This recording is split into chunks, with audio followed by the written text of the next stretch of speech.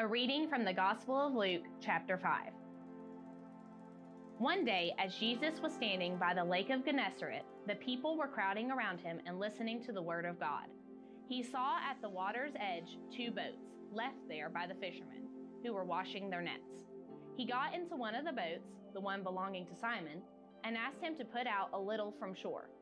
Then he sat down and taught the people from the boat. When he had finished speaking, he said to Simon, "Put out into deep water, and let down the nets for a catch." Simon answered, "Master, we've worked hard all night and haven't caught anything.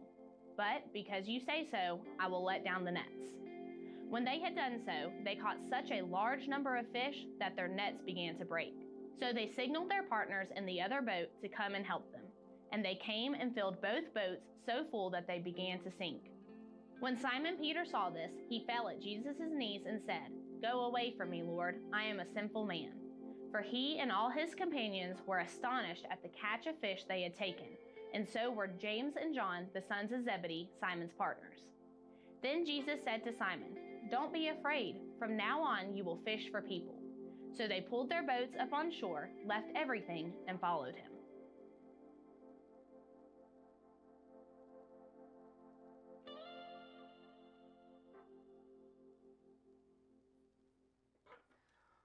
Well, good morning, everybody.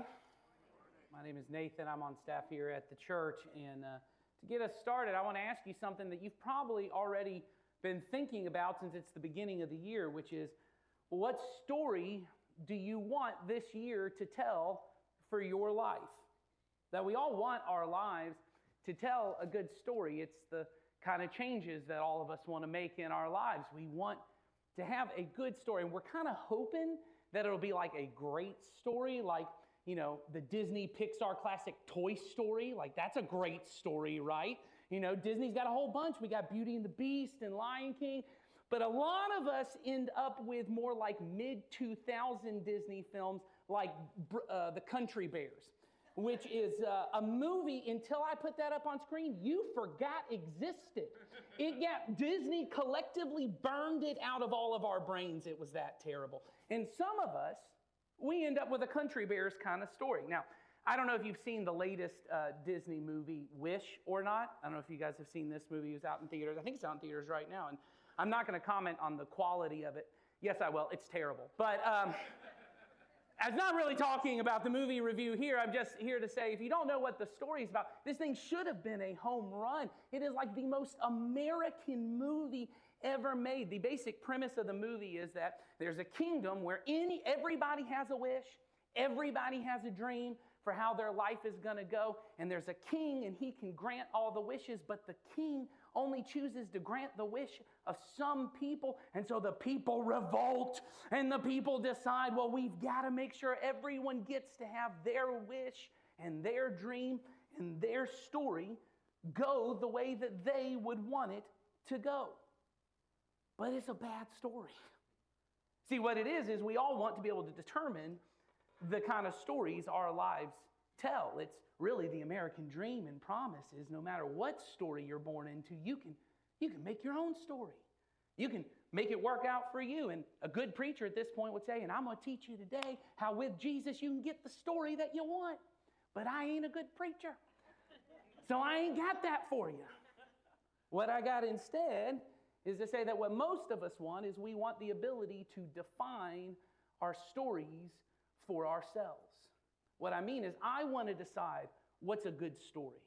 What kind of life would be good and pleasing for me? What would make my life good and meaningful? It might be a great career, right? And so you think, if I can get a great career that not only provides a solid income, but, kind of is my dream job.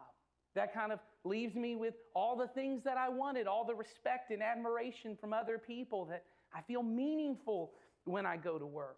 Or it might be that, I want a good family where you all have strong relationships and you enjoy being together. Or some of you in my generation at least, but let's be honest, not just my generation, you want a good story without kids, right? You're saying my good story would be one where I don't got any kids. It's not that you don't want family, just mom and dad was not really the idea you had for your life. And so you're thinking, well, I just love a life where I don't have kids. Or if you got kids, I can get them kids gone. If I can get them gone, that'd be a great life for me. Or maybe it's some kind of romantic relationship. And the truth is, even now, romantic relationships are things we can define however you want to define them, right?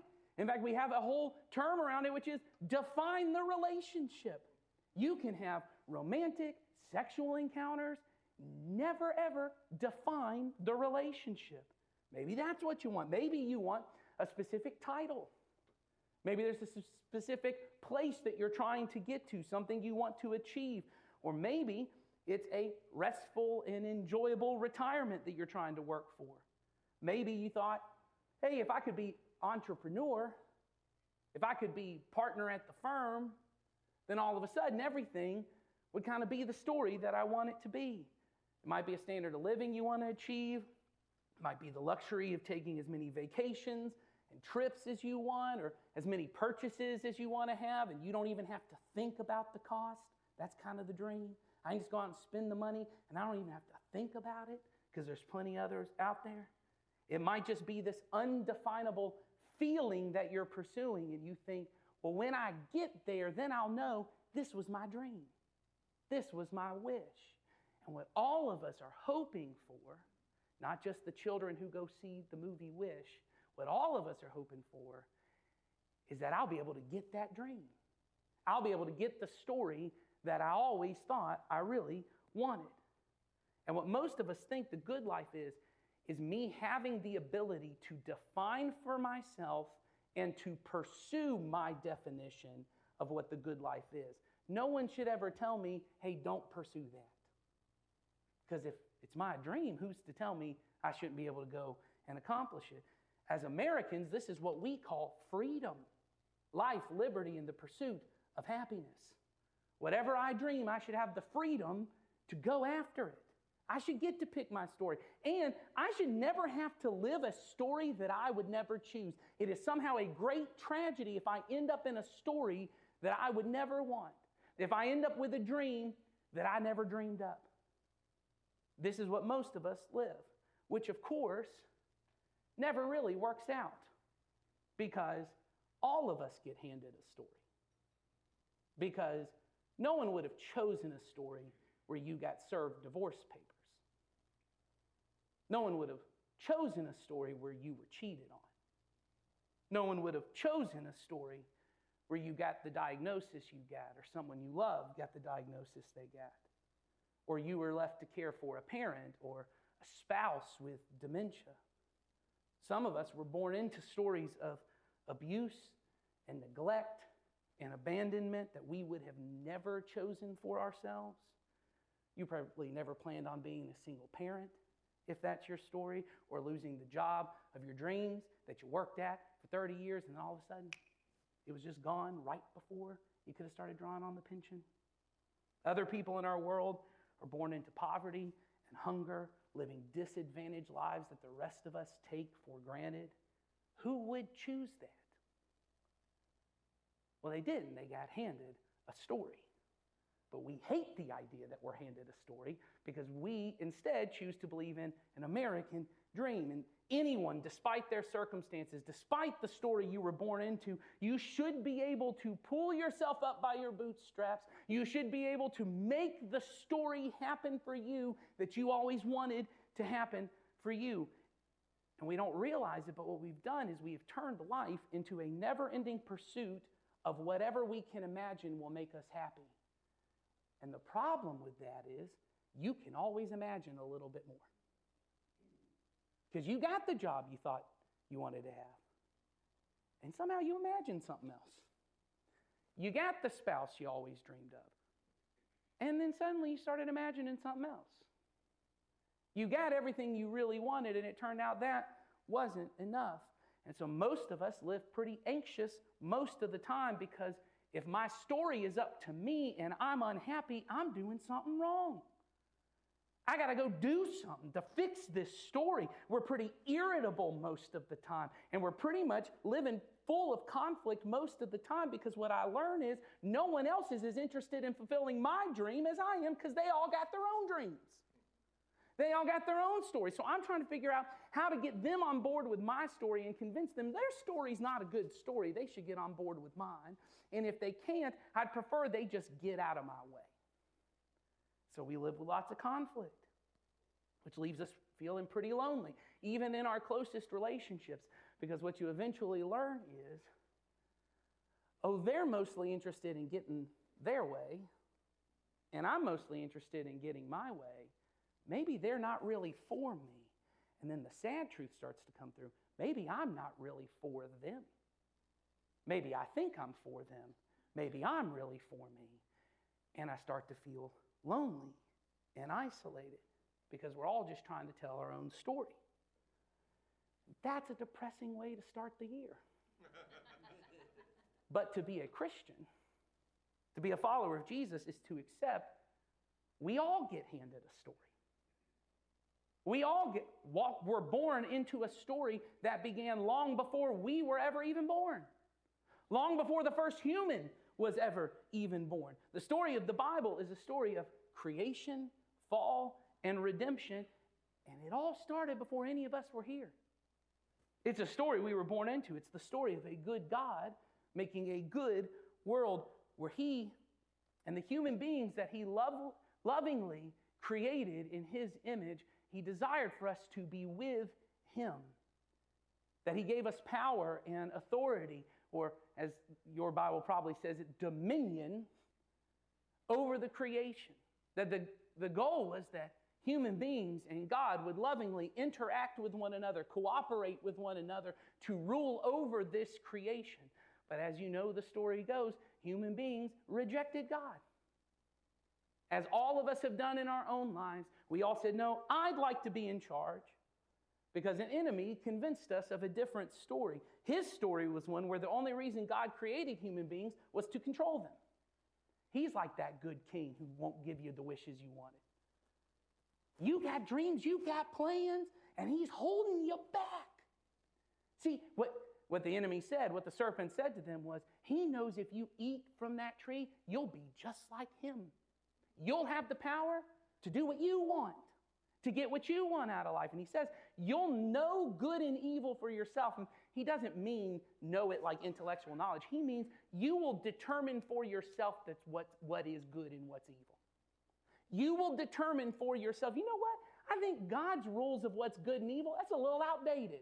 That don't really fit the story I want to tell. So maybe I'll determine that this is fine.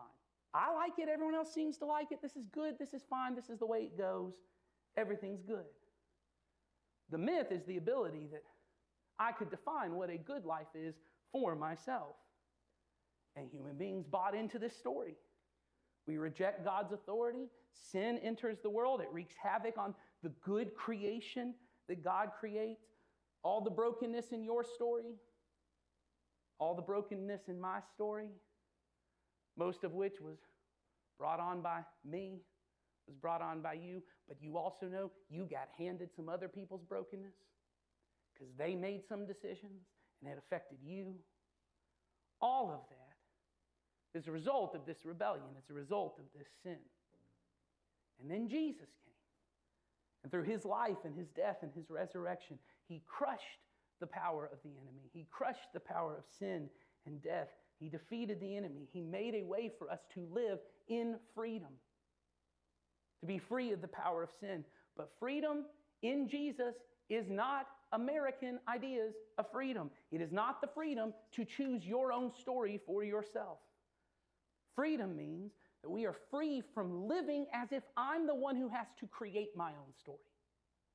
I am free from living from the idea that if a good and pleasing life exists, I'm the one that has to go get it by any means necessary. I am free to trust and enjoy the life that God has given me. It's the freedom to live into the story that God has been telling since the beginning of the world. A story that is all about God wanting interactive life with you and with me.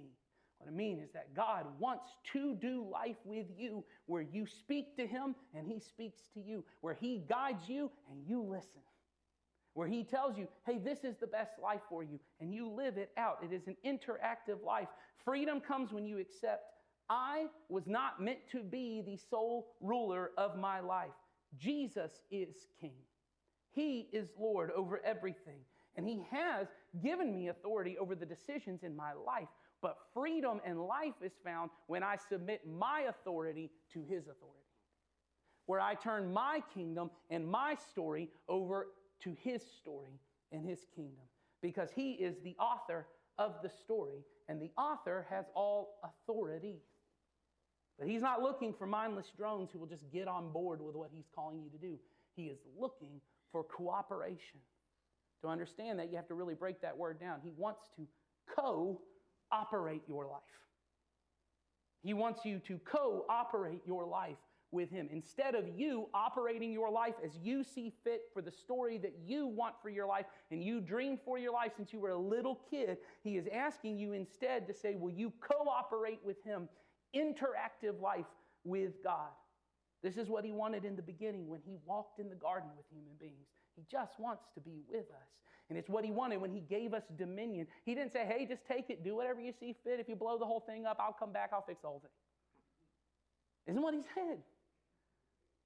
His goal was that we would rule, that we would make decisions in this life for the good of others, just as He has done for the good of us. He wants to be with us. He wants interactive life with you. And the good news is that no matter what life has handed you, no matter what story you were born into, no matter what brokenness was thrust upon you, or you brought onto yourself through your own sin, through Jesus, God has made a way for you and I to come back into life with Him, back into interactive life with God.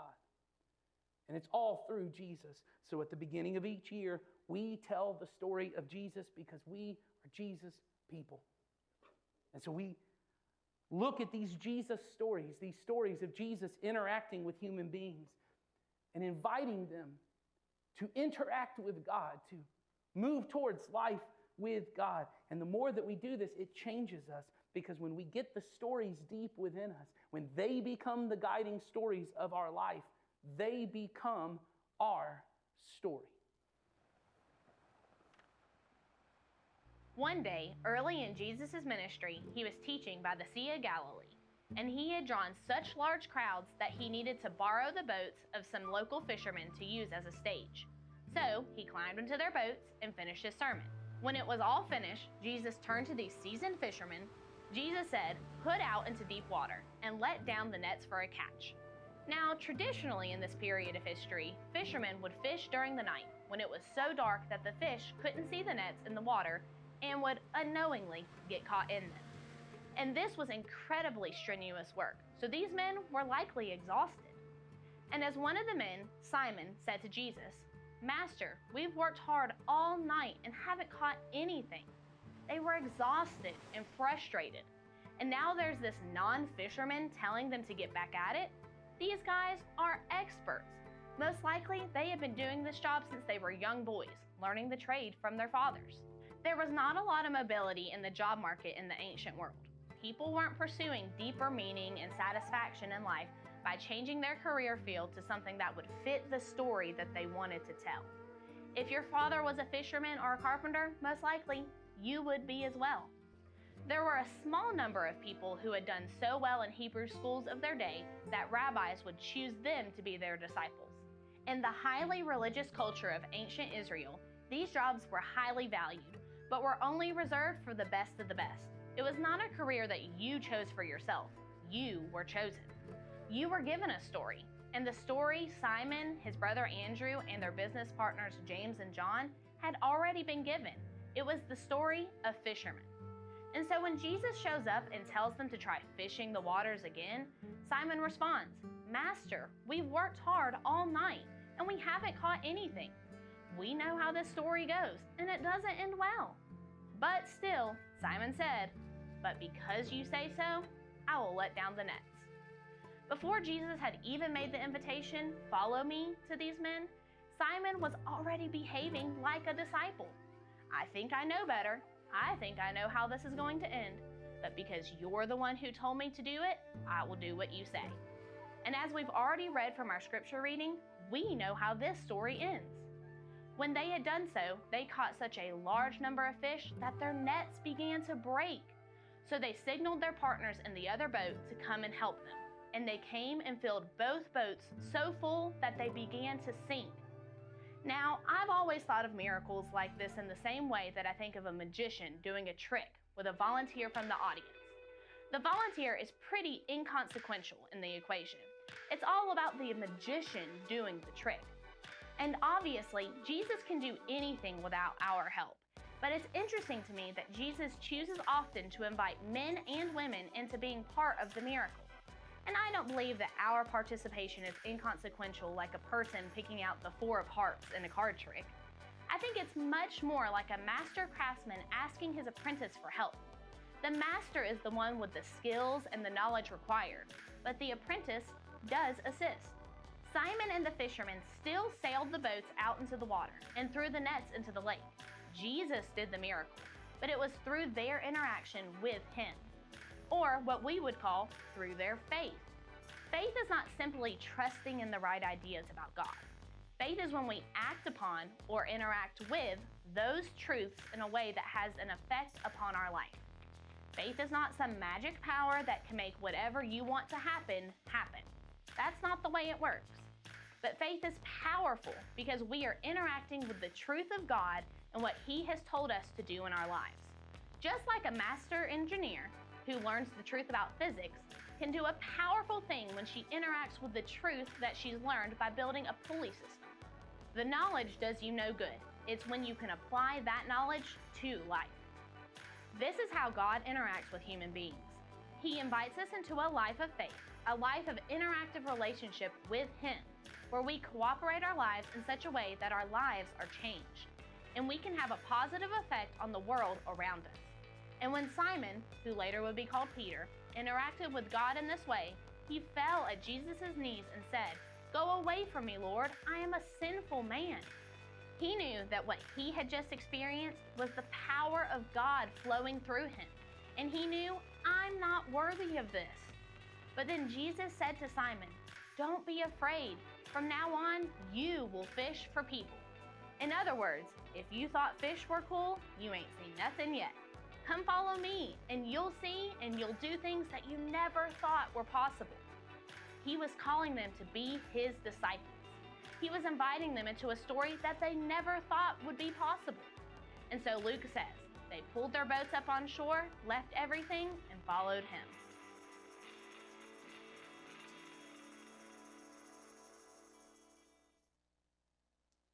So the story you just heard is one of the most familiar stories that gets told around the church all the time. In fact, if you haven't been to church, you won't know this, but that story is so well known that at least when I was growing up and going to church, I didn't become a Christian until I was in college, but my mom made sure I went to church all the time.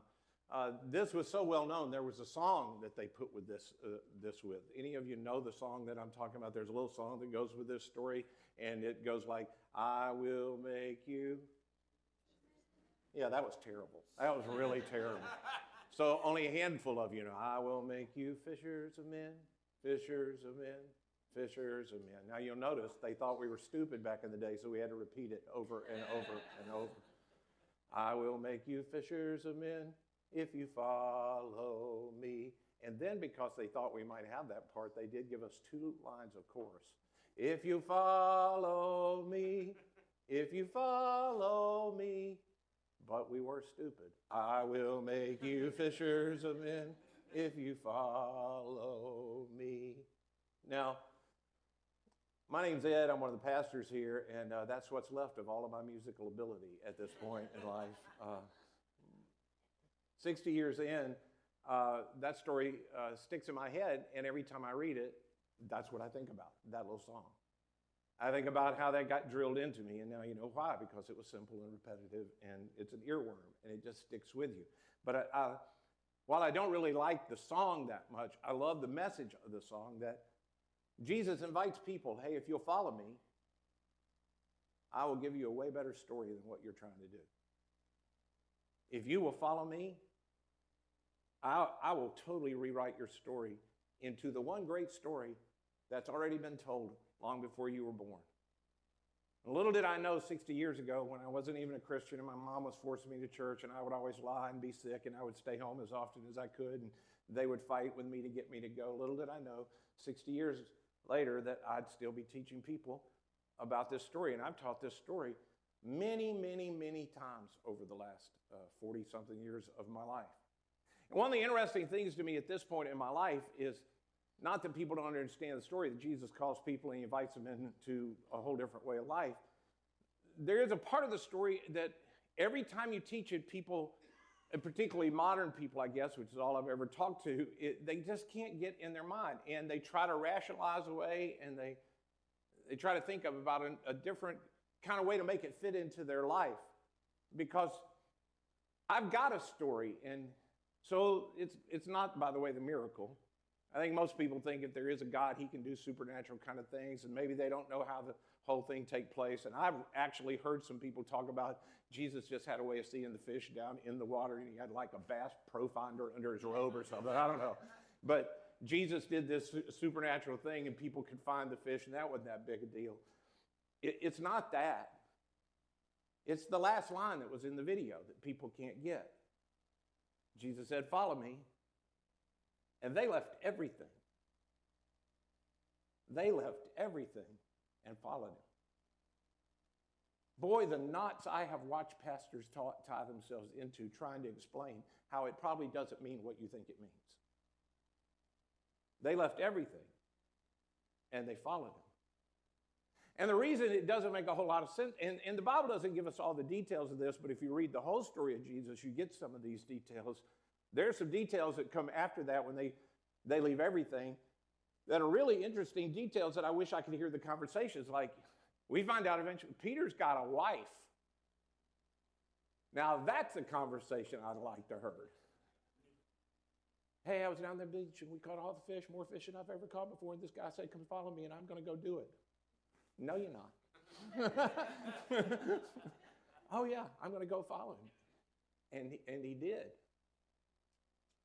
Now, what that tells you in some part is because we learned she's still with him later.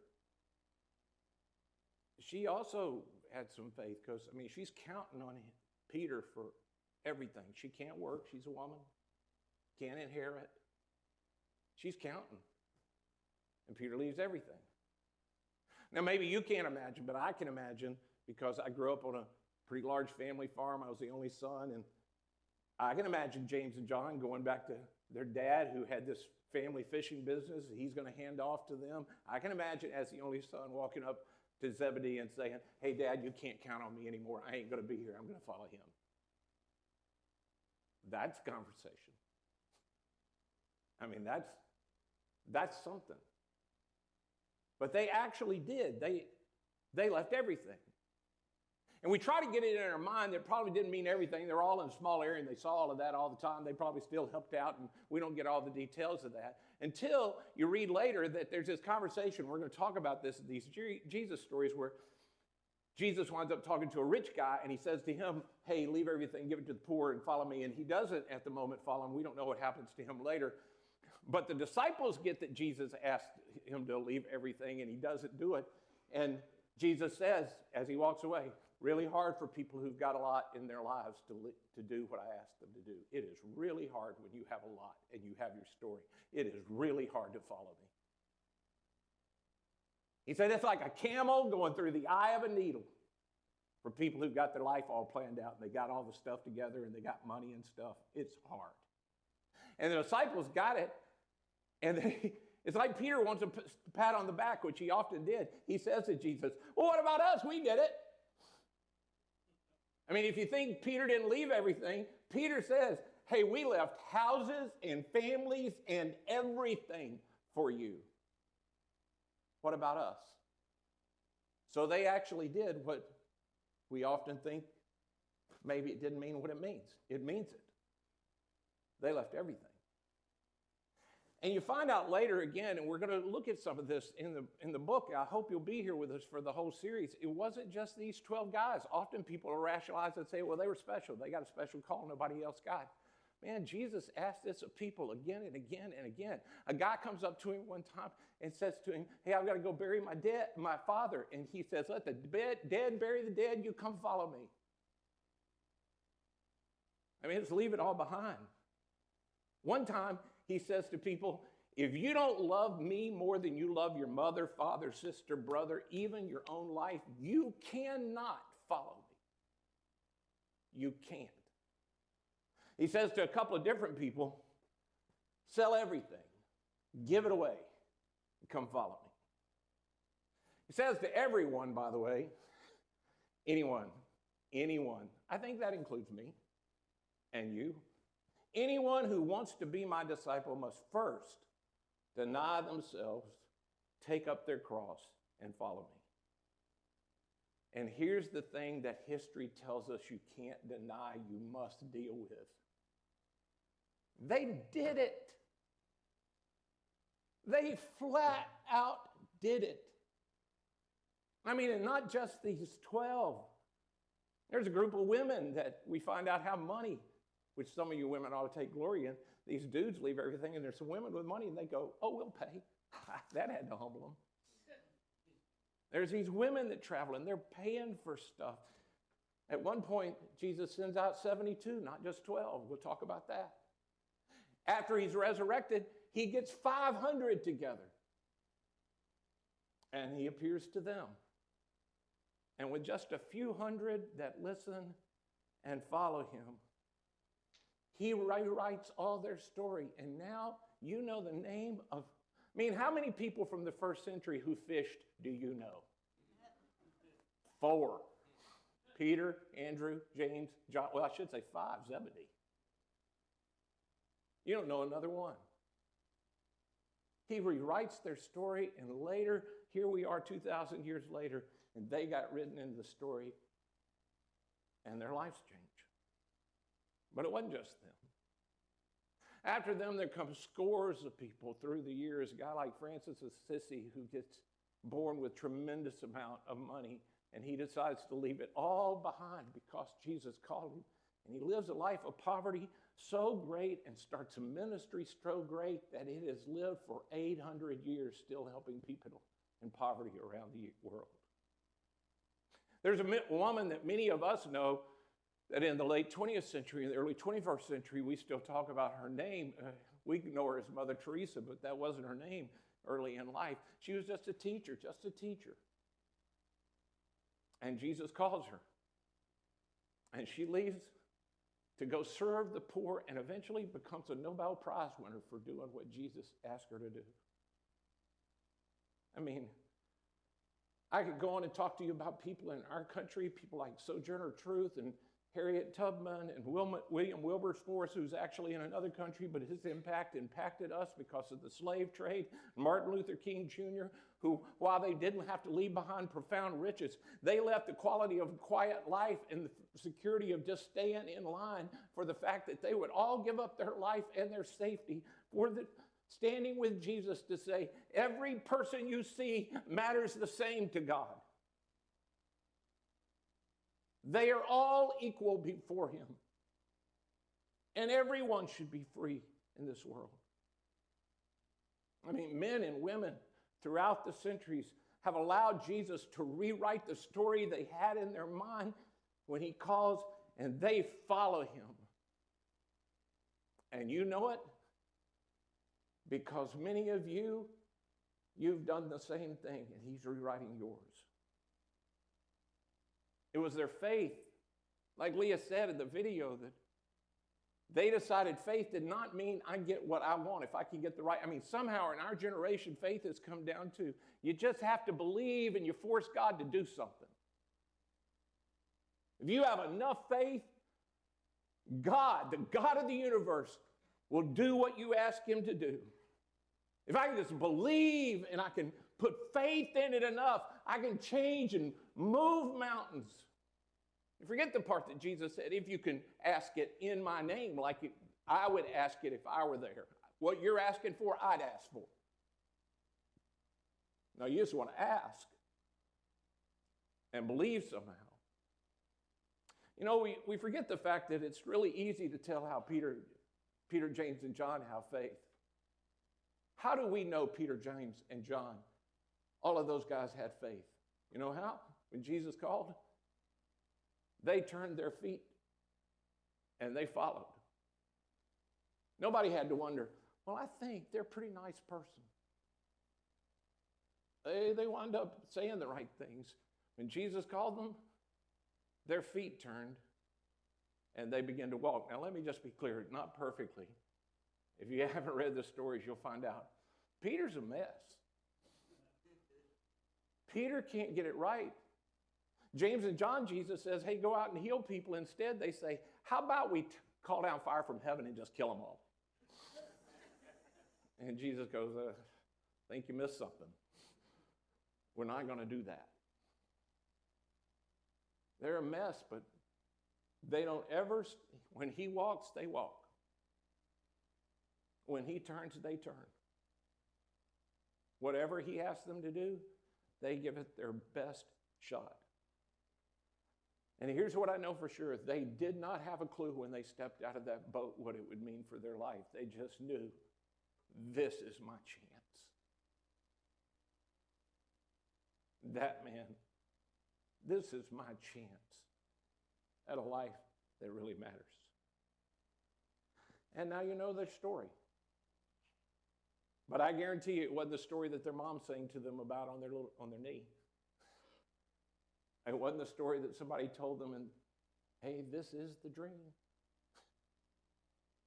Grow up, follow a Jewish rabbi, and die a horrible death. But people will remember you the rest of eternity. They got remembered not because their story was so important, but because they allowed Jesus to write them into his story. And by doing that, everything changed. They turned their feet, they started walking, and life began to change. So I don't know where you are this morning. I don't know what that means for you, and I don't know what faith looks like for you this morning. Maybe you're here for the very first time, and all of that's a little overwhelming. But hey, you're here. And somehow, God is here. And at some point, maybe you sense that he's asking you to do something, and maybe you're not ready yet to leave everything, but would you just take the next step? Would you just keep walking? I know for some of you in here, because I know the nature of our community, some of you, your next step is that finance thing. You want to hide it, but you ought to have enough faith to admit, I need to do something about that. I ought to follow Jesus enough to admit, I need to figure out how he wants me to do this thing. For others of you who've been around here long enough, and you're trying to figure out where do you fit in around here, you ought to go to the Next Step Center and figure all of that out. I'm not in charge of your life, thank God. But I know this, there is only one story being told in this world. And you can choose, if you want, to listen to the voice that says, hey, come follow me. And the story he will tell in your life is better than anything you ever dreamed. But you got to turn your feet and follow him. So we're going to give you some time to reflect on that. Jason's going to come and talk to you. Lead you in a prayer of reflection.